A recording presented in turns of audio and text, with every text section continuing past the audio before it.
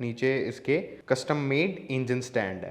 पहले जब निकाला गया है तब ठोक पीट करके निकाला होगा। इसका ये वाला जो फेस है वो मैं कट कर लूँगा। इस पर आप रस्टिंग देखिए किस तरीके से आ रखी है, अंदर की साइड से तो इसका और बुरा हाल है। हेलो गाइस, मेरा नाम है जीत। स्वागत है आपका करिश्मा आर रिबिल्ड सीरीज के पार्ट 3 में। पार्ट 1 एंड 2 अगर आपने अभी तक नहीं देखे हैं तो डिस्क्रिप्शन में उनका लिंक आपको मिल जाएगा, go and check them out. उसके अलावा थोड़ी सी ब्रीफिंग बताऊं तो पार्ट 1 में हमने पूरी जो मोटरसाइकिल है उसका इंस्पेक्शन करा था, जाना था कि हम जिस बाइक पर काम कर रहे हैं उसकी कंडीशन कैसी है। पार्ट 2 में हमने जो मोटरसाइकिल है उसको पूरा डिसमेंटल कर लिया था अपार्ट फ्रॉम इंजन, जिसके लिए बन रहा है ये पार्ट 3। तो इस वाले पार्ट में हमारा ये जो इंजन है इसको हम पूरा टीयर डाउन करेंगे, जानेंगे इसमें क्या क्या कमियां हैं। जो व्हाइट स्मोक मोटरसाइकिल दे रही थी उसका क्या रीजन था, उसकी वजह से इंजन में क्या क्या नुकसान हुए हैं, कौन कौन सी चीजें हमें चेंज करनी पड़ेंगी, कौन कौन सी चीजें हमें रिपेयर करनी पड़ेंगी, एंड उसके अलावा कौन कौन सी चीजें हमारी सही हैं। तो इन सारी चीजों की बात इस वाली वीडियो में होने वाली है। तो इस वीडियो को पूरा जरूर से देखना, क्योंकि हो सकता है आप इन सब चीज़ों से रिलेट ना करते हो, लेकिन मोटरसाइकिल ज़्यादातर हम में से सभी लोग चलाते हैं। एंड इस वीडियो में ऐसा काफ़ी कुछ हो सकता है जो कि आपको डे टू डे लाइफ में या फिर कभी आपकी बाइक में कोई प्रॉब्लम आए तो चीज़ों को थोड़ा सा समझने में हेल्प करेगा। So without wasting much time, let's get started, shall we. Alright, so dismantling start करने से पहले सबसे पहले जो सेटअप है उसकी बात कर लेते हैं, बिकॉज ये वाली जो सीरीज़ है ये मैंने पहले पार्ट में बताया था इन डेप्थ होने वाली है, तो इन सारी चीज़ों का मेंशन भी मुझे ज़रूरी लगता है, इसलिए मैं बता रहा हूँ। तो ये अपना इंजन है, नीचे इसके कस्टम मेड इंजन स्टैंड है। उसके बाद में जो बड़े वाले पार्ट्स हैं इंजन के उनको रखने के लिए ये एक कंटेनर है, छोटे वाले पार्ट्स के लिए ये कंटेनर है। इंजन ऑयल लास्ट वाले पार्ट में हम इसका ड्रेन नहीं कर पाए थे तो वो अब करेंगे, उसके लिए ये ड्रेन पैन है। एंड ये एक कंटेनर है छोटा जो कि इंजन स्टैंड के नीचे आ जाता है। तो जब हम पार्ट्स को डिसमेंटल करेंगे तब जो ऑयल ड्रिपलेट्स हैं उनको कलेक्ट करने के लिए ये पैन हम नीचे लगा देंगे, ताकि जो फ्लोर है उसकी वैसे तो हालत ज़्यादा अच्छी है नहीं, बट इससे तो ख़राब ना ही हो। उसके अलावा अभी इसमें इंजन ऑयल ड्रेन करना है, इसलिए ये डायरेक्ट इंजन स्टैंड के ऊपर है। जैसे ही इंजन ऑयल ड्रेन हो जाएगा उसके बाद में ये टायर है ये इस पर रख देंगे एंड उसके ऊपर इंजन रख देंगे। उससे दो चीज़ें होंगी, एक तो इंजन को वो जो इस साइड मैंने एक पीस लगा रखा है इसकी ज़रूरत नहीं पड़ेगी। दूसरा, वैसे तो इसकी हालत ख़राब है बट फिर भी इंजन स्टैंड हमारा मेटल का है, मतलब आयरन का या फिर स्टील, जो भी समझना है, तो उसकी वजह से जो इंजन है उस पर ओवरऑल स्क्रैचेस वगैरह नहीं आएंगे, डैमेज वगैरह नहीं होगा। उसके अलावा ये एक टेबल है, इस पर जो बेसिक टूल्स हैं वो मैंने सेटअप करके रखे हैं। बाकी टूल्स यहीं पर रहते हैं मेरे मोस्ट ऑफ इट, तो ज़रूरत पड़ेगी उस हिसाब से निकालते रहेंगे। तो ये उसके लिए टूल्स वगैरह रखने के लिए, क्योंकि नीचे ज़मीन पर मैं ज़्यादातर रखना प्रेफर करता नहीं हूँ, हालांकि मजबूरी ही हो जाए तो बात अलग है। तो बस अभी अपनी जो डिसमेंटलिंग की प्रोसेस है उसको स्टार्ट करते हैं। स्टेप बाय स्टेप जो पार्ट्स हैं उनको डिसमेंटल करना है। डिटेल्स की बात रही तो जहाँ पर बताने लायक चीज़ रहेगी, दिखाने लायक डैमेज रहेगा या कोई स्पेशल मेंशन रहेगा, वहाँ पर मैं रुक करके वीडियो को जो फास्ट फॉरवर्ड में चलने वाली है उसको पॉज करके तसल्ली से आपको चीज़ें दिखा दूंगा, समझा दूंगा। लेकिन उसके अलावा प्रोसेस है वो स्ट्रेट फॉरवर्ड रहती है। एंड बिकॉज इस इंजन की डिटेल्ड रीबिल्ड, मतलब इसको असेंबल कैसे करते हैं उसकी वीडियो आने वाली है, तो जो डिटेल्स हैं कि ये कैसे असेंबल होता है वो आपको उस वीडियो में देखने को मिलेंगी। तो इसलिए इस वाली वीडियो को फास्ट फॉरवर्ड रखा जाएगा, लेकिन डिटेल्स वाली जगह जैसे कि मैंने बोला मैं रुक करके आपको सारी चीजें एक्सप्लेन कर दूंगा।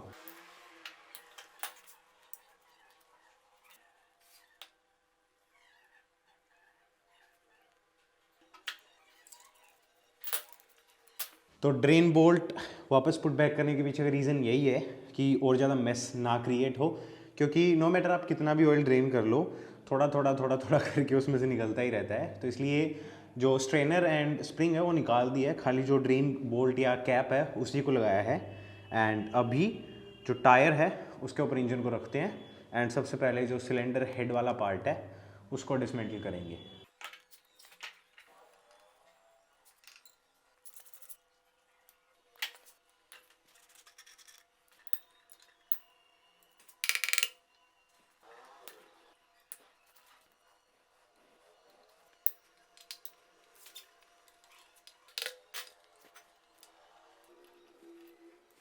अब बारी है इन दो इंस्पेक्शन कैप्स को रिमूव करने की। एंड इनके लिए एक बढ़िया ट्रिक है, एक कॉइन को यूज़ करना कुछ इस तरीके से।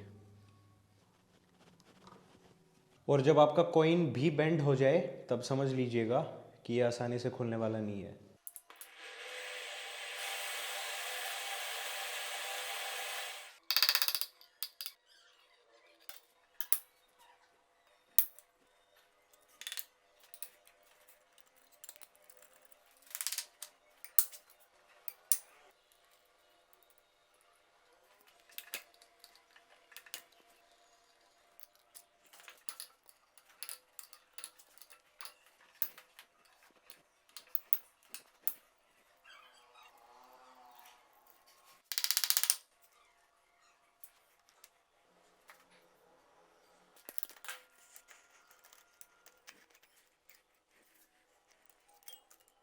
और लाइट्स हो जो टाइमिंग चैन की गाइड है वो इस साइड से टूटी हुई निकली है। एंड इसके हेड गैस्केट पर जिस तरीके से सिलिकॉन गैस्केट लगा हुआ है, आई एम प्रीटी श्योर कि इस बाइक का पहले इंजन खुल चुका है, एटलीस्ट यहाँ तक तो। शायद सिलेंडर किट चेंज हुआ हो या फिर हेड में कोई काम हुआ होगा। और लाइट्स, और सबसे पहले सिलेंडर की जो वॉल है उसमें ये जो सीधी लाइनें बनी हुई हैं ये स्क्रैचेस हैं। इस साइड कुछ अलग ही कहानी है, कार्बन अच्छा खासा बिल्डअप हो रखा है और मे बी ये परमानेंट डैमेज है जो कि सिलेंडर पर हो रखा है। खैर वो बात नहीं है, बात ये है कि ये रीबोर कराया हुआ सिलेंडर है, मतलब 0.25 mm पर ये ऑलरेडी बोर हो रखा है। एंड इसको जब निकाला तब मैंने देखा कि ये इस साइड से पहले जब निकाला गया है तब ठोक पीट करके निकाला होगा, और ये जो फिन्स हैं ये तोड़ दिए। ये मैंने नहीं तोड़े हैं, अगर किसी को डाउट हो तो कंफर्म कर देता हूँ, ये पहले से ब्रोकन है एंड ये ऑलरेडी रीबोर हो रखा है। वो प्रॉब्लम नहीं है, प्रॉब्लम क्या है वो भी समझते हैं। प्रॉब्लम है ये, इसमें दोनों साइड आप देखेंगे तो ये इतने ज़्यादा स्क्रैचेस नहीं हैं कि इंजन इतनी बुरी तरीके से वाइट स्मोक प्रोड्यूस करे। इस बाइक की अभी मैं आपको एक क्लिप है वो शो कर रहा हूँ। पार्ट 1 में हमने इसको इंस्पेक्ट करा था, कितना बुरी तरीके से इसमें वाइट स्मोक आ रहा था, वो अभी आप देखो। वो देखने के बाद फिर से कंटिन्यू करेंगे।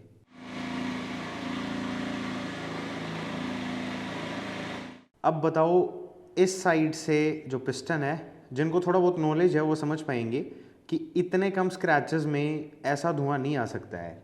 सेम दूसरी साइड कहानी है, दूसरी साइड देख सकते हैं आप, इतने ज़्यादा स्क्रैचेस नहीं है। पिस्टन रिंग्स देख लो यार, अच्छी खासी नई कंडीशन में पड़ी हैं। एंड इनको देख करके ही मुझे पता चला कि ये रीबोर हो रखा है। अभी होपफुली आपको दिख रहा हो, ये दिख रहा हो आपको, SAM 0.25। तो ये 0.25 mm ओवर साइज पिस्टन है एंड ये जो सिलेंडर है ये 0.25 mm ओवर साइज बोर हो रखा है। अब यहाँ तक तो ठीक है, पिस्टन भी बढ़िया कंडीशन में है और इसके ऊपर आप देख भी सकते हैं पिस्टन पर कितना कम कार्बन बिल्डअप है।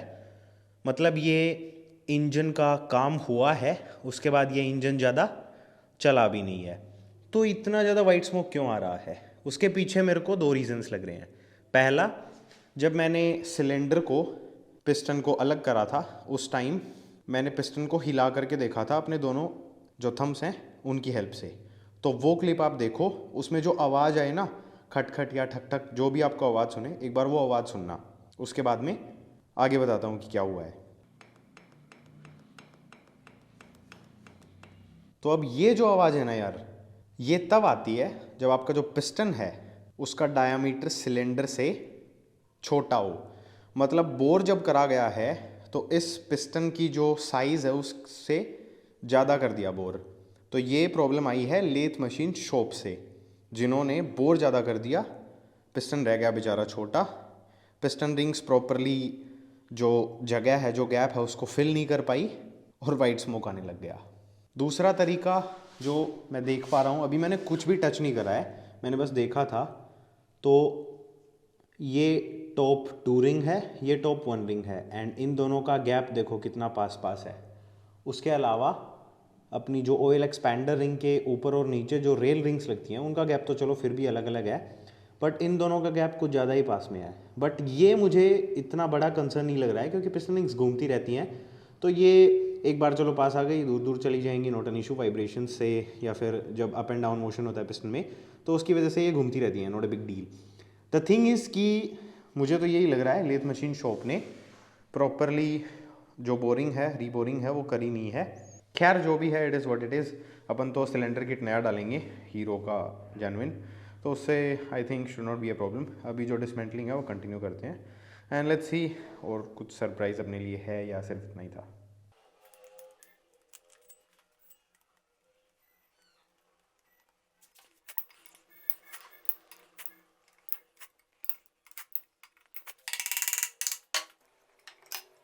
सो इसका जो LH कवर है उसमें एक इंटरेस्टिंग चीज़ देखने वाली ये है कि इसकी जो मैग्नेट कॉइल है उसके ऊपर आपको ये जो येलो पेस्टिंग टाइप चीज़ दिख रही है, ये बेसिकली एक तरीके का प्रोटेक्शन है जो कि इस कॉइल के ऊपर लगा हुआ है, जो कि आजकल नहीं देखने को मिलता।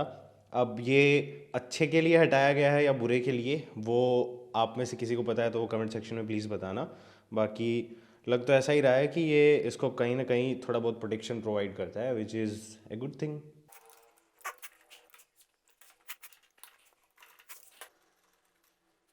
ऑलराइट, सो इसका जो मैग्नेट है उसको रिमूव करने के लिए इस टाइप का जो स्पेशल टूल आता है जिसको मैग्नेट पुलर बोलते हैं वो हमें यूज़ करना पड़ेगा। बट इसका थोड़ा सा डिफरेंट है। बेसिकली हम ये जो मैग्नेट पुलर्स यूज़ करते हैं इनके पीछे इस टाइप का एक लीवर होता है। तो इस वाले मैग्नेट में ये जो लीवर है इसका ये जो थ्रेड है ये फिक्स हो रहा है। So what I will do is कि इसका ये वाला जो फेस है वो मैं कट कर लूँगा एंड उसके बाद में मैं इसको यूज़ करके ये जो मैग्नेट है इसको रिमूव कर सकता हूँ। सो ये एक छोटी सी ट्रिक है। हालांकि एक चीज़ आपको माइंड में रखनी है कि ये जो रोड है ये आपको किसी दूसरे मैग्नेट पुलर की चेक कर लेनी है कि इस वाले में लगेगी क्या, अदरवाइज़ ये वेस्ट हो जाएगा। बिकॉज ये जो टिप है ये हमें हेल्प करती है जो क्रैंक के थ्रेड्स हैं उनको डैमेज ना हो। तो उसके लिए इसकी कटिंग आप तभी करें जब आप मेक श्योर कर लें कि आपके पास ये दूसरा पीस अवेलेबल है, जो कि मेरे पास है। सो मैं इसको शेव ऑफ करता हूँ यहाँ से थोड़ा सा एंड उसके बाद में यूज़ करता हूँ। अगर मैं इसको डायरेक्टली यूज़ करूँगा तो इसके एक या दो ही थ्रेड जो मैग्नेट का थ्रेड वाला सेक्शन है उसमें जा रहे हैं, जिसकी वजह से अगर ये ज़्यादा टाइट हुआ तो जो थ्रेड्स हैं इसके वो स्लिप हो जाएंगे एंड फिर ये परमानेंटली स्टक हो जाएगा एंड उसके बाद में इसके साथ ज़बरदस्ती करनी पड़ेगी, जो कि अच्छी चीज़ नहीं है।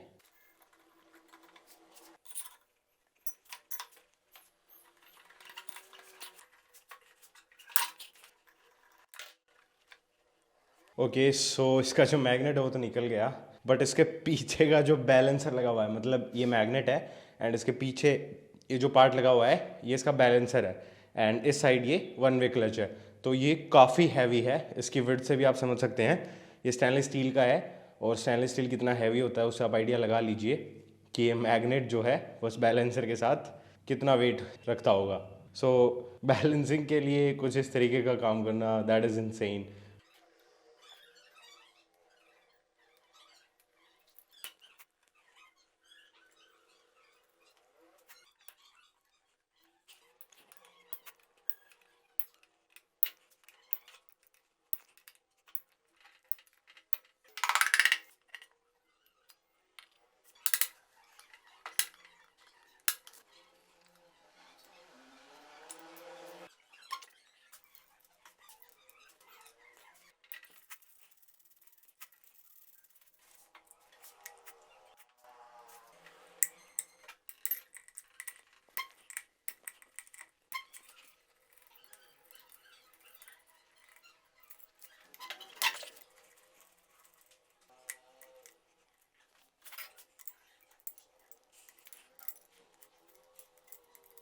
तो इसका हब तो सही कंडीशन में है बट इसका जो सेंटर है वो अच्छा खासा कटा हुआ है, जो कि शायद अवेलेबल नहीं हुआ होगा इसलिए रिप्लेस नहीं करा एंड उसकी वजह से थोड़ा बहुत डैमेज जो फ्रिक्शन प्लेट्स हैं उन पर आया। प्रेशर प्लेट मेरे ख्याल से इसकी चेंज नहीं करी गई है, खाली जो फ्रिक्शन प्लेट्स हैं वो चेंज करी गई हैं इंजन का उस टाइम पे।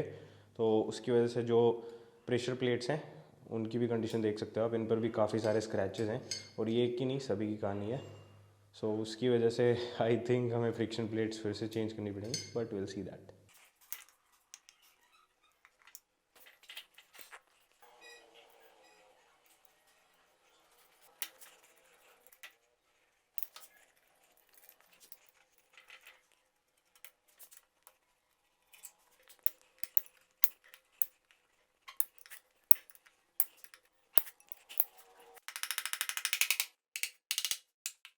इस क्रैंक केस को डिसमेंटल करने के लिए मैं इस रबर के हैमर की हेल्प से जो क्रैंक है उस पर चोट अप्लाई कर रहा हूँ। अब ऐसा आप तभी करें जब आप क्रैंक के जो बैरिंग्स हैं उनको चेंज करने वाले हैं, प्लस में रबड़ या प्लास्टिक का हथौड़ा यूज़ करना है, लोहे वाले से मत लग जाना, दैट विल डैमेज लोट। अब ये क्रैंक केस है, ये या तो पहले खुला नहीं है या फिर सम हाउ ये हद से ज़्यादा चिपका हुआ है। मतलब ये दोनों क्रैंक केसेस आपस में हद से ज़्यादा चिपके हुए हैं, क्योंकि उस साइड प्राइमरी गियर है वो निकल नहीं पा रहा है, तो क्रैंक हमें इस साइड से अलग करनी पड़ी and that is the reason कि इसको ठोकना पीटना पड़ रहा है। बट ये बहुत ही केयरफुली कर रहा हूँ मैं, आपको भी वैसे ही करना है।